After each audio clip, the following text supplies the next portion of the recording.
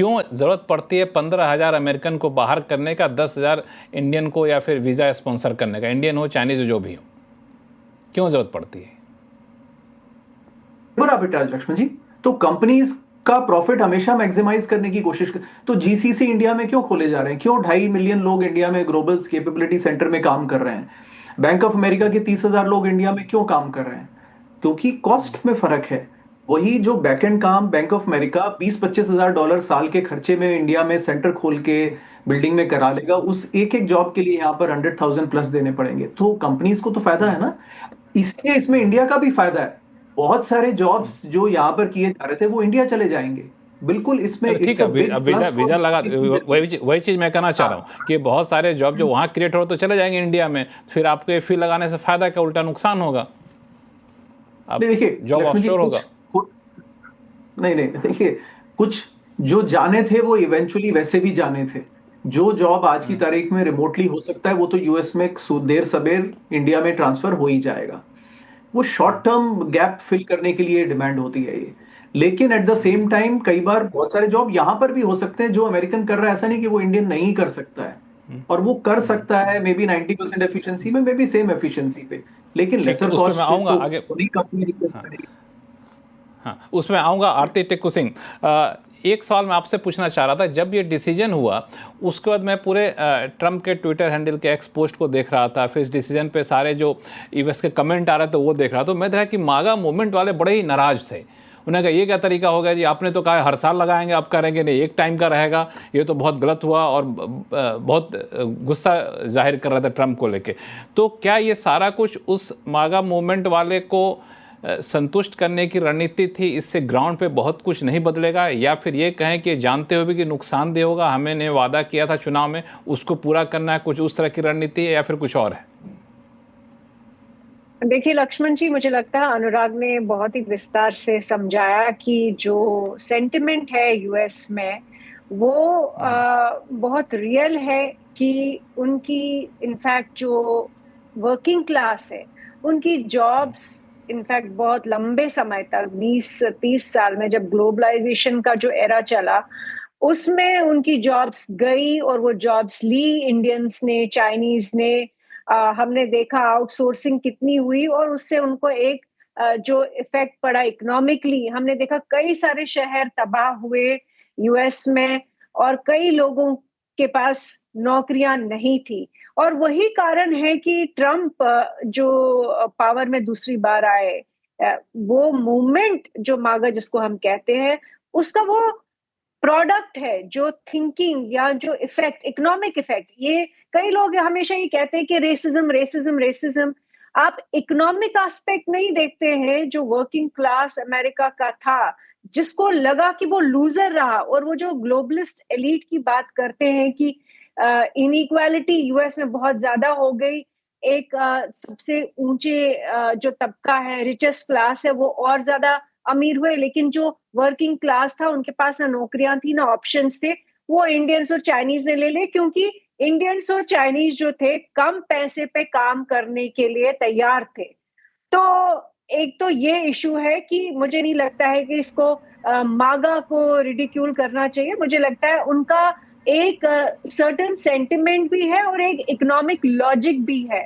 और तीसरी बात मैं कहूंगी कि आप दूर क्यों जाए, हम अपने ही इंडिया की जब बात करते हैं, हम इलीगल इमिग्रेंट्स की बात कर रहे हैं, लगातार करते आ रहे हैं, डेमोग्राफिक मिशन की बात कर रहे हैं, वो क्या सोच के कर रहे हैं? अभी भी कई सारे लोग जो बिहार को लेके बोल रहे हैं कि घुसपैठिए हैं, जॉब्स ले रहे हैं, या ये इशू जो है काफी इंडिया में भी सेंटिमेंटल है कि हमारी इकोनॉमी, हमारी मेहनत, हमारा पैसा हम इलीगल इमिग्रेंट को क्यों दें?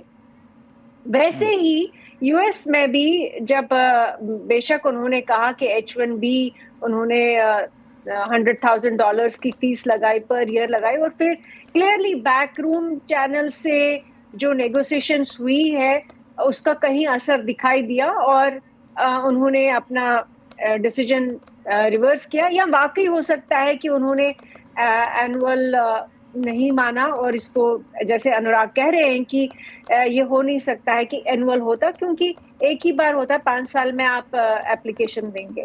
तो उसको छोड़िए, सवाल ये है कि ये जो इंडिया में एक अप्रोच है कि ये कहना कि यूएस को नुकसान होगा। भाई हर देश अपना नुकसान फायदा जो है वो अपने तरीके से सोचता है। उनको कितना नुकसान होगा हमें उसकी चिंता नहीं करनी चाहिए, उनको क्या फायदा होगा उसकी भी चिंता नहीं करनी चाहिए। हमें क्या फायदा और नुकसान होगा उसकी चिंता करनी चाहिए।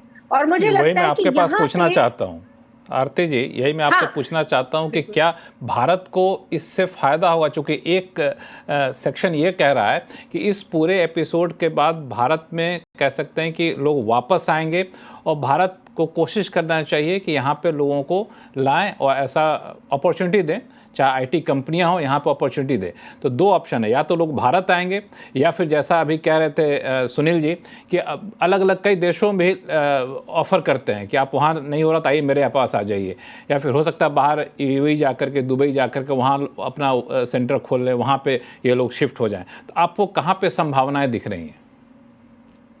देखिए लक्ष्मण जी, एक बिल्कुल आपने सही कहा, राष्ट्रभक्ति या राष्ट्रवाद की जो डिमांड है, मैं कहूंगी कि हाँ, मैं भी चाहूंगी कि जितना भी ब्रेन ड्रेन हुआ है वो वापस आके इंडिया में आए।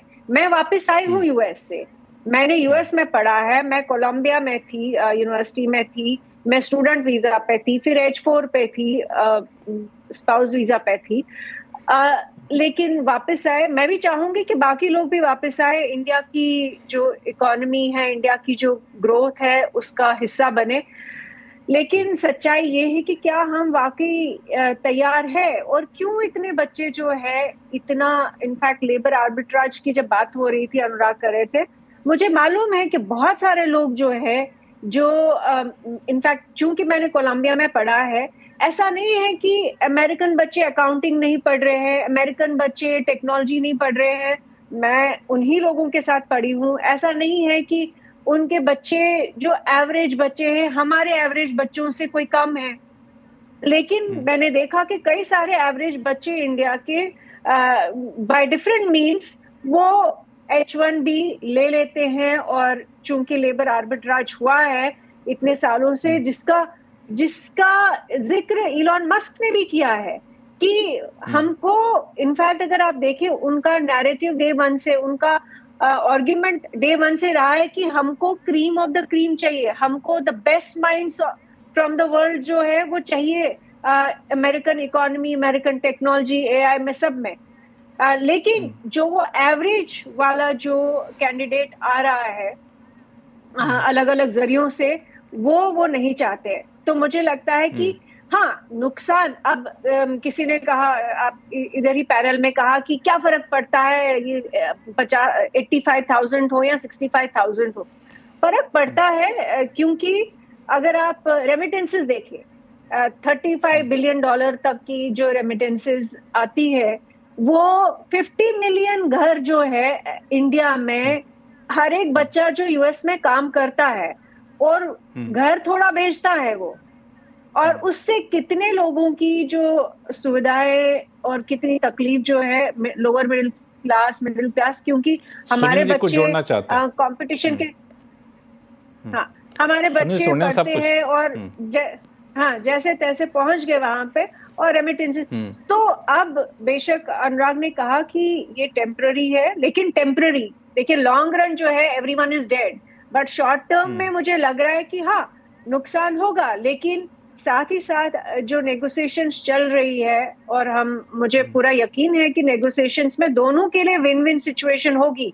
अमेरिका के जो अपने कंसर्न्स है, जो अपना उनका $37 ट्रिलियन का डेट है, उनकी जो जॉब्स नहीं है, एम्प्लॉयमेंट वो चाहते हैं अपने बच्चों के लिए, वो अपने कंसर्न्स एड्रेस करेंगे, हम अपने कंसर्न्स एड्रेस करेंगे। साथ ही साथ में मुझे लगता है कि ये एक्सेसिव जो है कि ट्रम्प को वो जो विलेन बना के रखा है। आप मुझे बताइए कि जब बाइडेन एडमिनिस्ट्रेशन थी, तो क्या उस वक्त हम लोगों ने ट्रेड डील्स नहीं की यूएस के साथ? क्या हम लोगों ने अपाचे हेलीकॉप्टर्स, हमने बोइंग्स, हमने ड्रोन्स, इनफैक्ट ड्रोन्स जो है $3-4 बिलियन के तो ड्रोन्स ही हमने ऑर्डर किए यूएस से। तो उस वक्त भी जो है नेगोशिएशंस हुई, हम चाहते हैं या नहीं चाहते, इनफैक्ट जो एक सेक्टर जहां हम बिल्कुल नहीं चाहते हैं कि अमेरिका है, आपको मैं बता दूं क्योंकि मेरे लिए ये बड़ा पर्सनल लेवल पे ये इशू है, एप्पल्स का जो इशू हुआ बाइडेन एडमिनिस्ट्रेशन के टाइम पे, कि उन्होंने इंसिस्ट किया कि हम वॉशिंगटन एप्पल खरीदे, नेगोशिएशंस में ये हुआ, जबकि हमारे यहाँ एप्पल्स की कोई कमी नहीं है, कश्मीरी एप्पल है, हिमाचली एप्पल है, बहुत सारे और स्टेट से एप्पल आता है, लेकिन हम लोग एग्री कर गए कि ठीक है हम वॉशिंगटन के एप्पल्स खरीदेंगे। अभी इस बार अगर आप देखें, इस साल फ्लड्स की वजह से कश्मीरी एप्पल कहीं आपको दिखा नहीं होगा, क्योंकि ट्रांसपोर्ट ही नहीं हो पाया, रास्ते ब्लॉक हो गए। लेकिन वॉशिंगटन एप्पल जो है दिल्ली में सब जगह मिल रहा था, बाकी जगह ब्लिंकिट पे आपको मिलेगा। वैसे ही कैलिफोर्नियन आमंड्स, वो भी, उस पे भी हम लोगों ने टैरिफ जो है हटा दिया जो पहले का था। तो ये सब बाइडेन एडमिनिस्ट्रेशन के टाइम पे भी हुआ। तो ये कहना कि सिर्फ और सिर्फ ट्रम्प जो है वो